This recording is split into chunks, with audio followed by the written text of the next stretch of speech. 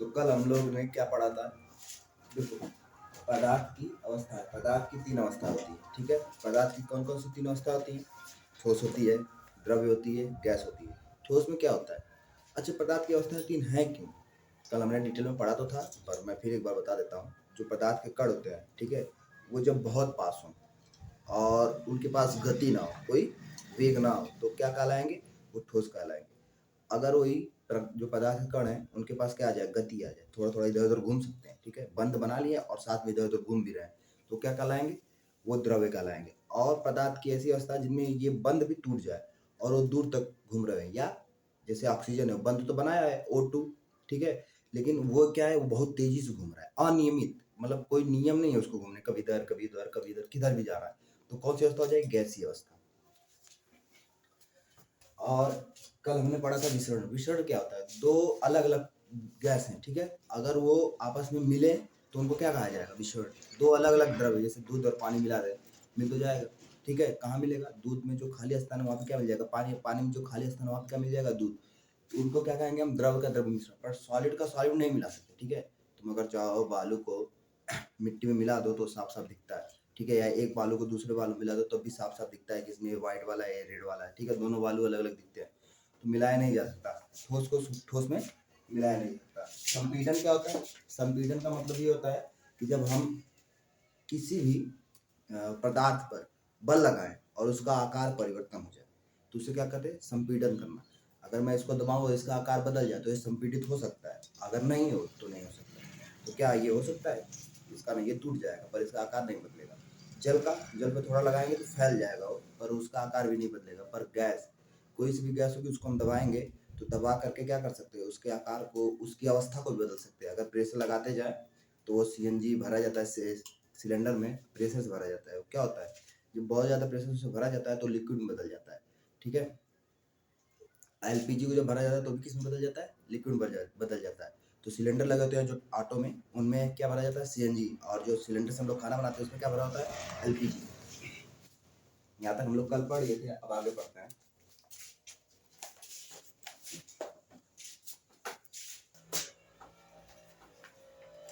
आगे मैं तुम लोग को कल सवाल दिया था करने के लिए, जो किया होगा, ठीक है, नहीं किया तुम पढ़ता हूँ क्या क्या सवाल थे। किसी तत्व के द्रव्यमान प्रति इकाई का आयतन को घनत्व कहते हैं। दे रहा है, फार्मूला दिया है कि घनत्व बराबर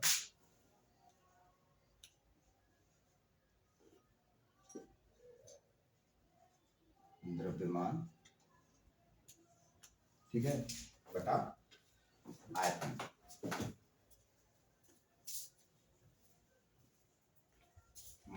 ठीक है, M/V। V से वॉल्यूम, M से मास। D बराबर, इसको ठीक से कर देते हैं, तो D बराबर M/V। ये क्या हो गया? D बराबर M/V क्या हो गया? फार्मूला। आगे क्या करें? बढ़ते हुए घनत्व के क्रम में निम्नलिखित को व्यवस्थित करें। वायु, क्या क्या दिया है? वायु, ठीक है। दूसरा दे रहा है चिमनी का धुआं,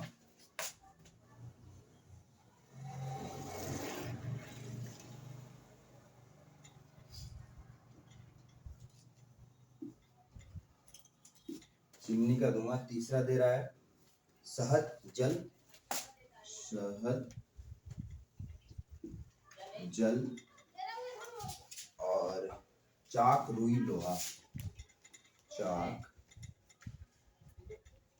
रुई लोहा। कैसे बताना है घनत्व?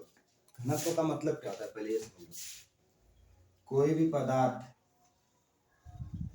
पदार्थ के कण कितने पास पास हैं या कितने दूर दूर है, वो बताएगा उनका घनत्व कितना है। जैसे ये लोहा है तो इसके कण क्या होंगे? बहुत पास पास होंगे।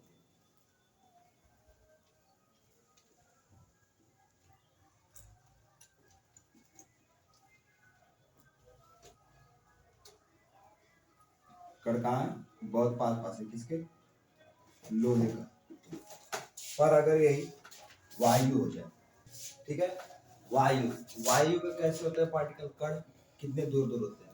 थोड़े दूर दूर होते हैं भाई ना, कितने दूर दूर। अभी पीछे हम लोग देखें और इनके पास एक गति भी होती है, ये चल रहा है, ये जो तीर बना रहा हूँ ये बता रहा है कि ये चल रहा है, ठीक है, ये बता रहा है कि ये गति कर रहा है, ठीक है। वायु कण कहाँ कहाँ है, दूर दूर है और कैसे है, गति कर रहे हैं। इसका घनत्व तो कैसा है वायु का, इसकी तुलना में लोहे की तुलना, देखो ये बहुत पास पास है, बहुत ज्यादा है, थोड़े से एरिया में कितने, उतने एरिया में कितने हैं, बहुत ज्यादा है, और इसमें कितने, बहुत कम है। तो इसका घनत्व ज्यादा है कि इसका, लोहे का घनत्व किससे ज्यादा है, लोहे का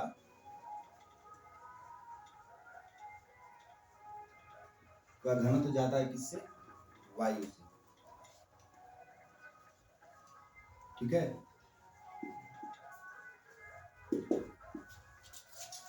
ऐसे ही शहद और जल, इन दोनों में से किसका ज्यादा है,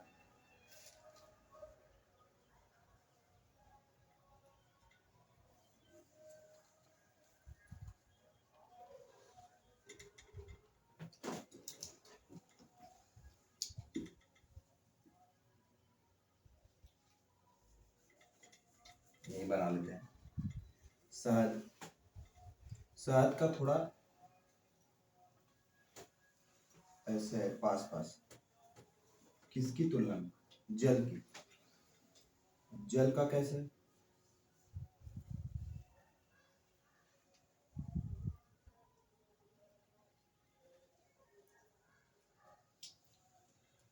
इससे कम, और इसके पास भी क्या है, वेग है, गति, सब पार्टिकल कैसे चल रहे हैं, थोड़ा थोड़ा चल रहा है। शहद के वाले के पास भी है पर कम है, किसकी तुलना में, इससे, तो इसका घनत्व, शहद का घनत्व ज्यादा है, शहद का घनत्व ज्यादा है,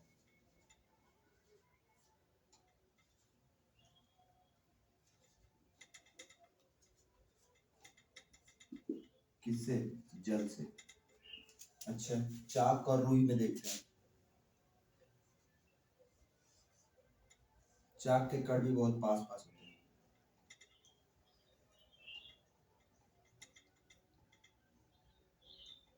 पर रुई के दूर दूर होते हैं, ठीक है।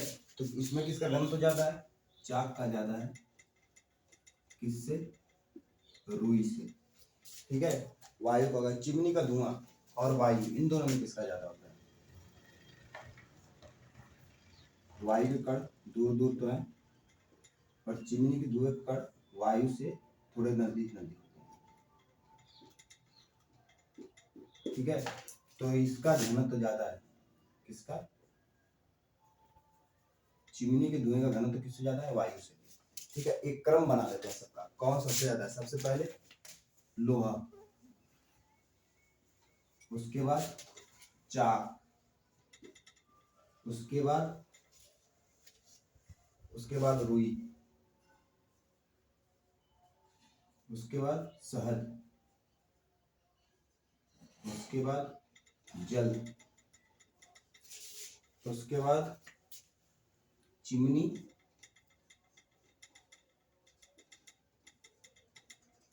का धुआं, उसके बाद वायु, ठीक है। ये क्या है, कौन सा क्रम है ये घनत्व का क्रम है, का क्रम, ठीक है, इसको नोट कर लो। अगला सवाल देखते हैं।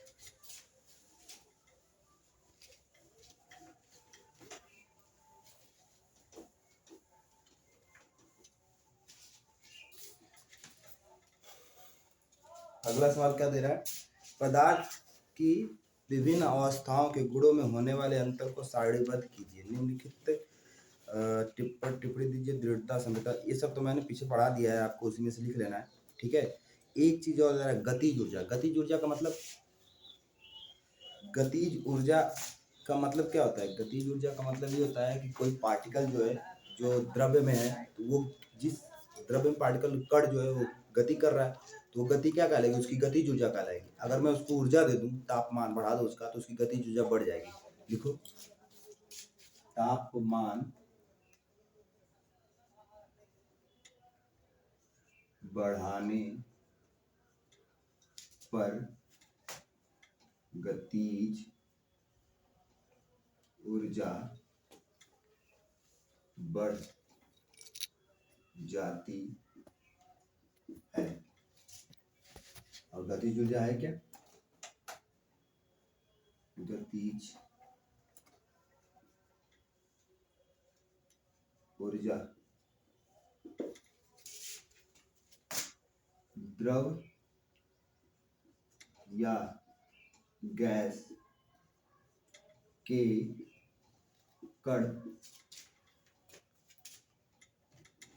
कणों के पास अपनी एक ऊर्जा होती है जो उन्हें गति करने में सहायक होती है। ठोस की गतिज ऊर्जा शून्य होती है। ठीक है। और अगला क्वेश्चन पूछ रहा है कारण बताइए। क्या दिया है? गैस पूरी तरह उस बर्तन को भर देते जिसमें से रखते हैं। सही बात है। थोड़ी सी भी गैस लोगे तो अगर किसी बर्तन में उसे डालोगे तो उसे पूरा भर देगी। क्यों? क्योंकि उसके जो कण होते हैं वो घूम सकते हैं इधर उधर कहीं भी, तो हर कोने कोने में चले जाएंगे तो पूरे बर्तन को भर देंगे। बस यही कारण, क्योंकि उनके कण गति कर सकते हैं। गैस बर्तन की दीवारों पर दबाव डालती है। हाँ, जैसे मान लो कोई बर्तन, एक कुकर है, ठीक है, इसको ऐसे सीटी लगा के बंद कर दिया गया है। इसमें गैस बन रही है, पानी रख दो थोड़ा सा तो गैस बनेगी। अब ये गैस जब बनेगी तो इसके पास ऊर्जा होगी बहुत ज्यादा। कौन सी ऊर्जा? गतिज ऊर्जा। क्यों? क्योंकि तापमान बढ़ा रहा तो ये पानी उबल रहा है, पानी उबल रहा है तो उसके जो कण है वो टूट रहे हैं, बंद टूट रहा है, ये फ्री हो रहे हैं, मुक्त हो रहे हैं, तो ये गति करेंगे। और गति करेंगे तो ये भागना चाहेंगे, बाहर निकलना चाहेंगे। तो क्या करेंगे? ये जो दीवारें हैं इन पे क्या करेंगे? बल लगाएंगे। इधर तो निकल नहीं सकते, ऊपर हमने एक रास्ता दे रखा है, ठीक है। तो क्या करेंगे? वहां से जब बहुत ज्यादा हो जाएंगे तो ये जो सीटी होती है ऊपर उठेगी और गैस क्या करेंगे? बाहर निकल जाएंगे। और निकल क्यों रहे हैं? क्योंकि वो बहुत ज्यादा ऊर्जा में है और बल लगा रहे हैं दीवार पे। अगला सवाल क्या पूछ रहा है? लकड़ी की मेज ठोस कहलाती है। हाँ भाई, ठोस कहलाती तो है। क्यों कहलाती है? क्योंकि उसके जो कण होते हैं इतने पास होते हैं और ना मूव कर सकते, मतलब वो गति कर नहीं सकते, इसलिए वो ठोस कहलाती है, क्योंकि उसके कण गति नहीं कर सकते। अगला क्या करें? हवा में हम आसानी से अपना हाथ चला सकते हैं। चला सकते हो ना? चला देखो, चला आसानी से। लेकिन एक ठोस लकड़ी के टुकड़े में, कोई एक लकड़ी का टुकड़ा ले लो, या जैसे समझ लो एक बुक है लकड़ी का टुकड़ा, इसमें मैं हाथ चलाना चाहूँ, जा रही है? नहीं जा रही है। क्यों? वही बात है, इतनी देर से तो वही तो बात कर रहे हैं कि कण क्या है? हवा के कण आजाद है, इधर उधर मूव कर सकते हैं, बहुत ही दूर दूर तक हैं उन, ठीक है। बहुत, कोई यहाँ है, कोई यहाँ है, कोई यहाँ है, ठीक है, तो आसानी से हाथ चल सकता है। लेकिन लकड़ी का क्या है? लकड़ी तो भाई बहुत पास पास है, या बुक बहुत, कण क्या है? बहुत पास पास है, मुक्त तो है नहीं, आजाद तो है नहीं घूमने के लिए। तो जैसे हाथ लगाए वो रोक देंगे, ठीक है। बंद बहुत मजबूत है इनका। अगला क्या सवाल है? सामान्य ठोस पदार्थों की अपेक्षा द्रवों का घनत्व कम होता है। सामान्य ठोस पदार्थों की अपेक्षा द्रवों का घनत्व कम होता है, लेकिन आपने बर्फ के टुकड़े को जल में तैरते देखा होगा, पता लगाइए ऐसा क्यों। कह रहा है कि अगर ठोस है तो उसका घनत्व ज्यादा होगा, किससे?